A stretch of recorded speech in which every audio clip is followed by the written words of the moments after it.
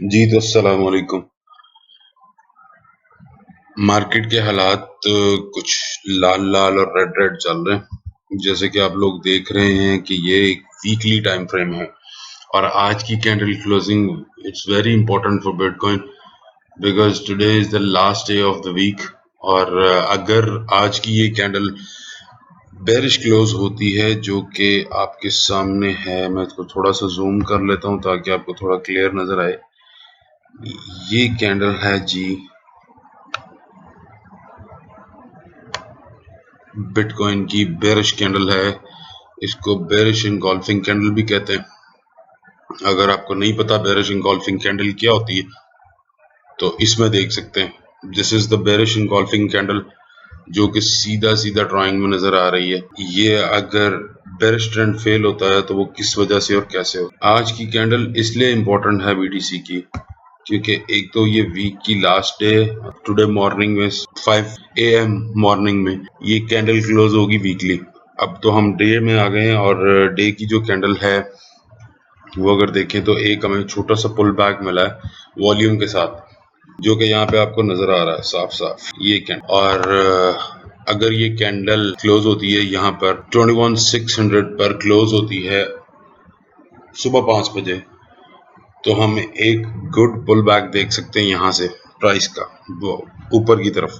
मैं आपको थोड़ा सा रेजिस्टेंस बना के दे देता हूँ क्योंकि सपोर्ट एंड रेजिस्टेंस ना बने तो चार्ट मुकम्मल नहीं होता। तो अगर आपको सपोर्ट एंड रेजिस्टेंस नहीं बनाना आता तो आप मुझसे पूछ सकते हैं किसी भी कॉइन का। ये है जी बीटीसी का सपोर्ट एंड रेजिस्टेंस।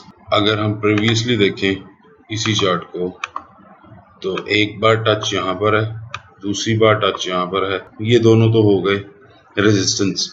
रन लिया, पुल बैक हुआ, फिर रन लिया, फिर पुल बैक हुआ, फिर रन के साथ एक वॉल्यूम ग्रीन कैंडल आई लार्ज जो कि आप नीचे वॉल्यूम में भी देख सकते। ये दोनों कैंडल्स आई हैं लार्ज और फिर जाकर रेजिस्टेंस को ब्रेक किया तो ऊपर 50 EMA 50 EMA से रिजेक्शन है डे टाइम फ्रेम में, वहां से रिजेक्ट हुआ और नीचे आके एक बुलिश कैंडल डेवलप की डे में और सपोर्ट मिली वहीं से जहां से पहले रेजिस्टेंस था अराउंड 20,700 20,800 वहां से बुलिश हुआ दोबारा। और एक हमने अच्छी ग्रीन कैंडल देखी वॉल्यूम के साथ जो कि पहले उससे पहले रेड कैंडल बनी थी सेल ऑफ। तो ये बड़ा अच्छा रिटर्न हुआ यहाँ पे। अब यहाँ पर फिर पुल बैक हुआ था और इसी अपनी सपोर्ट पे आया था 23,147 पे। यहाँ पर आके इसने फिर पुल बैक लिया जो कि पहले रेजिस्टेंस था। इस ग्रीन कैंडल के बाद ये रेड कैंडल थी। ये ऊपर को खुल इसलिए नहीं सकी क्योंकि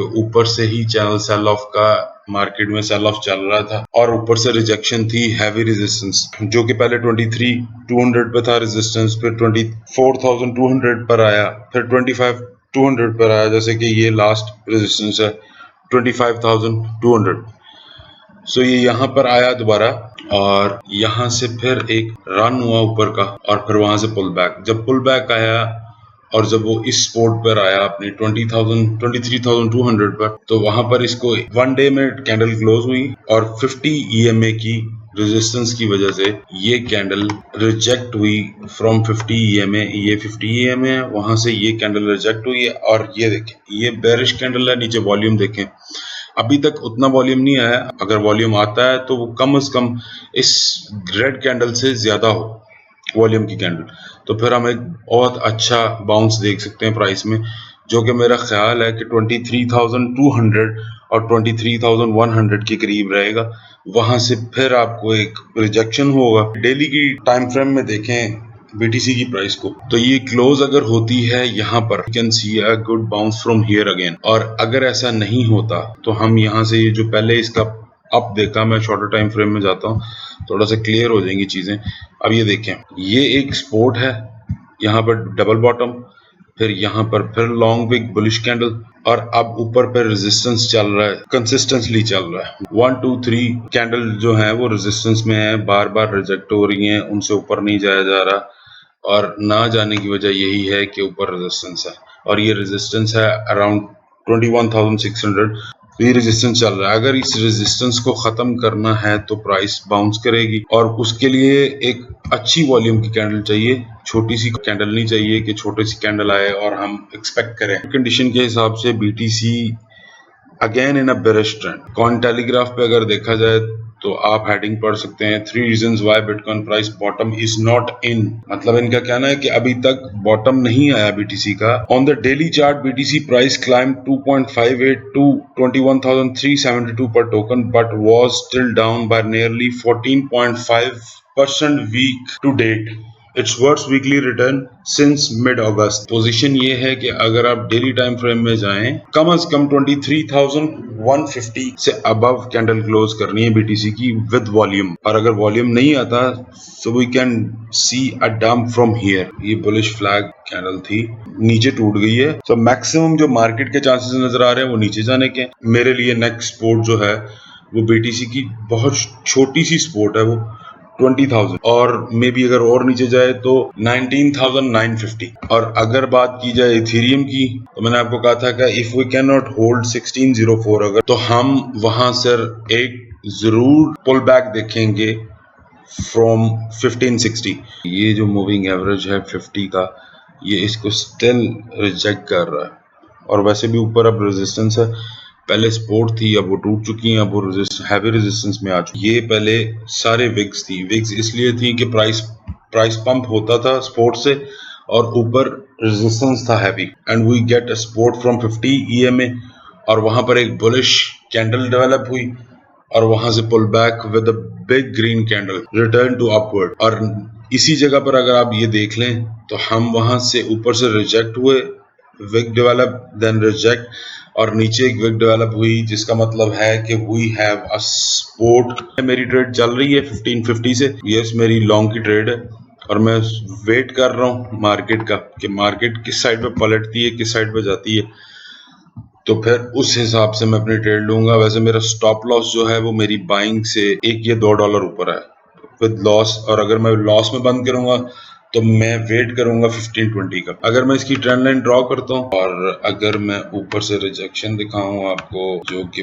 पहली डेटों में था मई में, सो ये मेरी सपोर्ट है जो कि मुझे इथेरियम की लॉन्ग ट्रेड के लिए सेटअप है। और मैंने जो पर्सनल चार्ट है उसके ऊपर मैंने अलार्म भी सेट किया हुआ है, इसके ऊपर भी कर देता हूँ मैं। तो आप ऐसे करके अलार्म भी लगा सकते हैं कि जब आपकी बाइंग प्राइस ये प्राइस रेंज में है तो आप उसको बाय कर सकते हैं। अभी के लिए देखा जाए तो हमें एक बीटीसी और इथेरियम में वॉल्यूम के साथ ग्रीन कैंडल चाहिए।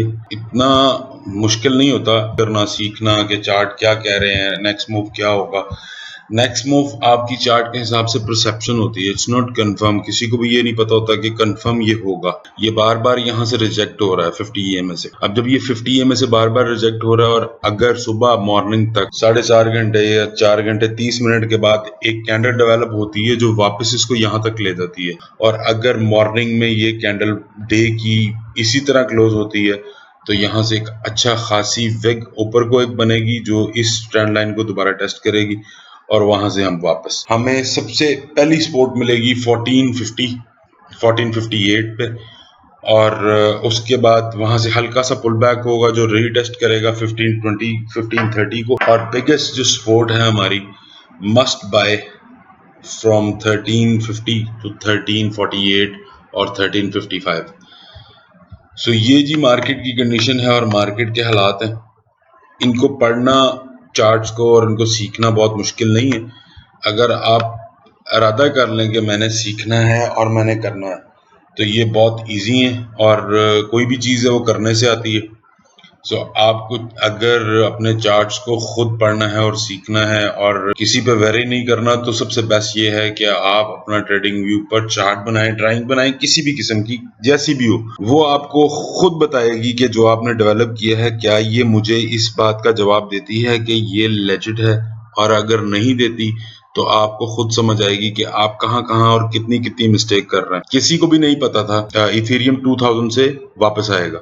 सबको ये था कि एक पुल बैक रैली जो है वो 24,000 तक जाएगी, जो कि यहाँ तक बनती है, ये यहाँ तक जाएगी। अब वहां पर बेरिश इनगल्फिंग कैंडल्स बनी और उसके बाद मार्केट नीचे नीचे नीचे और स्टिल नीचे। एक दिन की कैंडल है जो बीच में ग्रीन डेवलप हुई है, बाकी सब बेरिश। और अगर आप वीकली चार्ट को देखें, इथेरियम के लिए ऊपर जाना कितना मुश्किल। अगर ये कैंडल यहाँ क्लोज होती है तो 1594 के ऊपर, तो हम यहाँ से एक अच्छा खासा दोबारा एक बड़ी सेल वॉल्यूम की कैंडल देख सकते हैं फॉर द नेक्स्ट वीक। और अगर हमें पुल बैक लेना है, so we have to must hold $1702 must.